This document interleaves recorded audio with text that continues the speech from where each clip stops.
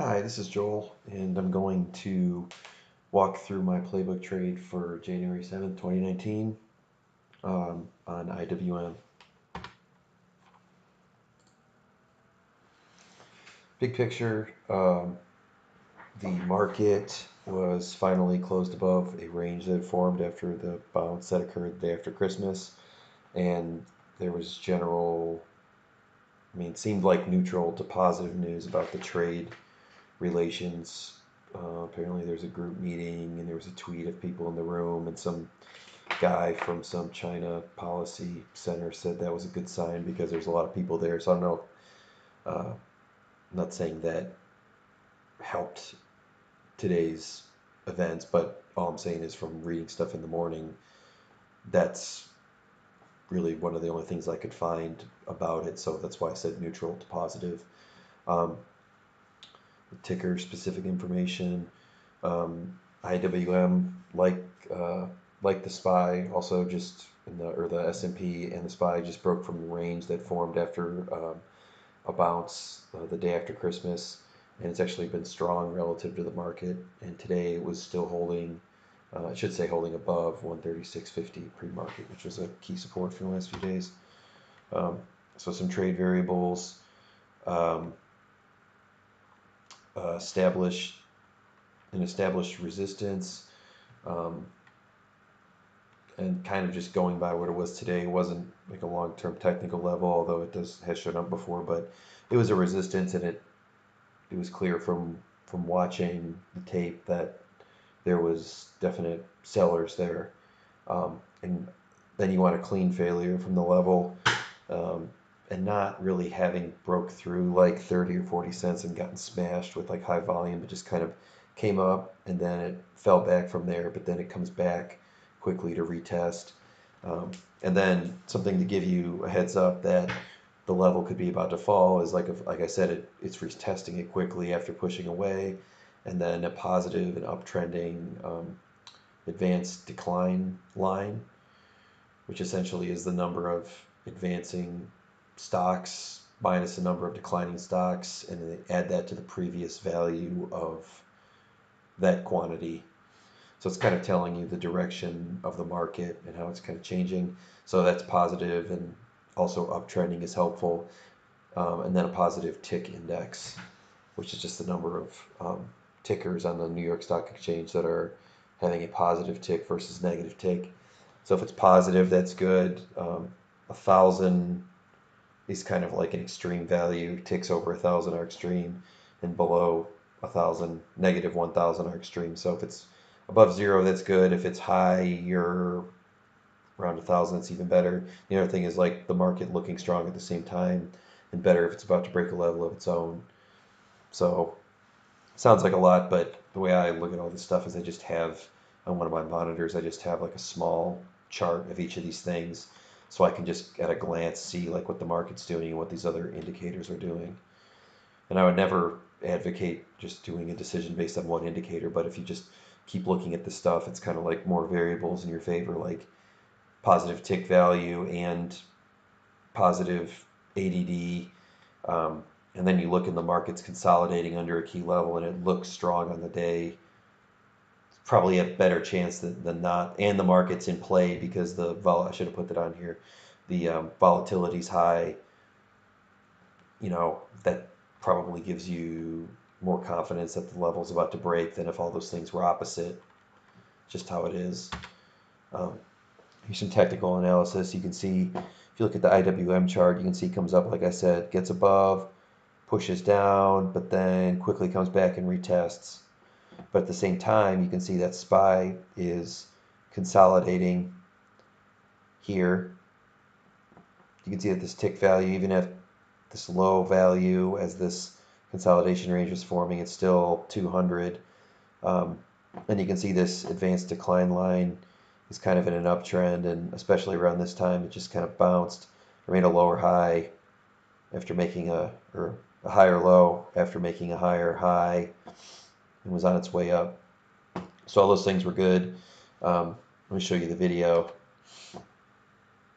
And unfortunately, this is another one of those videos where I didn't necessarily make the most out of my opportunity, as you'll see, but I'm just trying to improve from day to day, and hopefully next time, because of all these factors I'm describing, I'll have the wherewithal. Excuse me. It's getting late. Excuse me. I'll have the wherewithal to try to hold this rather than get excited and move my stop up. But just repetitions ultimately, um, and correcting your mistakes. So you can see, in addition to all the variables I mentioned before, I was watching on the 1 minute and I was like, man, this thing's forming a nice little range here. So this is a bullish pattern. And again, I wouldn't just do something based on one pattern, but you've got this nice ascending triangle. Um, and you also have all those other factors, SPYs consolidating, um, positive tick, positive uptrending ADD. Um, it's all good things in your favor. So anyways, you can see by the lines I drew on here, I was watching it. I actually tried to get in, as you'll see, um, at 99 cents and then got stopped out at 92 cents. Got back in again. Um, and something I've been trying lately is just watching the bid closely. And if it gets below a certain value, um, hitting out on my own, versus just fumbling around setting a stop, because I realized I wasn't watching the tape or what's going on. And if I do this, I'm more likely to just focus in and watch. Eventually, I'll set a stop once the trade kind of gets going. But something to give me the confidence to know I can hit out of stocks is that for my report card, I've been um, focusing on just having discipline and following my plan exactly, even if on the day when things shake out, it might not make sense. I've still been following it. So I'm building this mental repetitions of just knowing that, okay, if I say that I'm going to hit out, if the bid drops below 93 cents, then I'll do that. Just, and whereas before that wasn't the case. So anyways, that's what I was doing here. You can see the thing starts to break out, and you can see rather quickly I set a stop for 10 cents above, where when I'm looking at this, it's kind of like, man, it's just a little bit of patience here would have been warranted. Um, it's kind of maddening to look at after the fact, but yeah, I just took a lousy $9. I shouldn't say lousy, but like if you consider that I lost $7, I netted $2 on the trade on those two trades, and with the added commissions, it's actually minus on the trade. And then this thing just kept going the rest of the day, and at one point I think it got to like 140.50 or something like that, 140.60. Um, no reason to do what I did, but like I said, I'm trying to learn. And the more I do this, the more I see this, eventually it's going to start clicking, and I'm going to start having a second sense for when I should um, hold and when I shouldn't. Not even a second sense, but just like before I get into the trade, I'll know what I want to do before I even get into it. Um, so like I said, I took the offer at 99 cents, got stopped out at 92 cents, took the offer at $138 even, and then stopped out for a 9-cent win. You can see it comes up and consolidates, and I think this is like maybe 16 cents above or something like that. And then it just kind of takes off the rest of the day. Some things I did well: recognized an opportunity and stuck with a trade after initial stop out. Some areas for improvement: just lost the context of the situation, was too aggressive with my stop when I had to make a nice move. Never tested 138 again. And another thing is, I've realized, and I kind of saw this in another trade, because I even was trying to trade SPY at around the 254 level as it was breaking. Made some mistakes, got stopped out, rather than, if I would have been patient, it made a nice move from there too. So anyways, these two trades taught me this next thing I'm about to say. So if you're trying to play a break out of a level, set a closer stop. Don't give it a chance to shake out, because I found that if it's going to break out, it's really going to do that, and it's not going to pull back 10 or 15 cents. So if it does start to pull back, you just want to get out and then get back in again at the bottom of the consolidation range. And if you miss it and it doesn't come back down and you got stepped out, say at like 96 cents or something like that, I mean, chances are that the thing's going to come back and retest, or like you saw here, might not have retested, but if you were watching this and this thing was coming down to like, I don't know what this was, 16 cents maybe. Let's pull this up.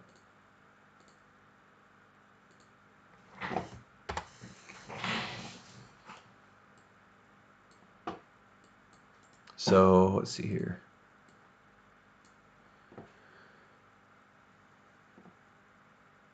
Oops, wrong day. Okay, here we go.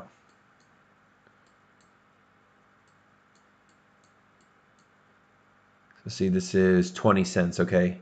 20 cents above, but it's consolidating here. And if you told yourself, if you saw this range developing over, I don't know, let's see here, roughly a half an hour, you might convince yourself that this is a good, and you thought this was a good, you thought that this was a trade you wanted to be in anyways, you could convince yourself that getting in at one of these points could still be a good risk versus reward, as it turned out to be.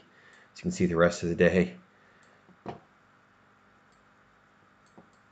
mean, it ends up getting up to almost 140, 50-ish.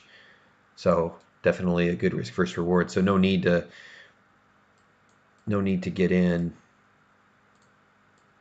If you think this is starting to break through, to buy here up at this level, trying to play the momentum and then set your stop like below 90 or something. That's just not, I mean, doesn't make any sense, because if you just took a small loss here and got back in here, just in a much better risk versus reward. You don't want to just sit there and hold on to it, hoping that it will consolidate. Something I've also done earlier in my trading career, but I've learned my lesson the hard way. So anyways, so yeah, that's it. Thank you for listening, and that was my playbook trade for today.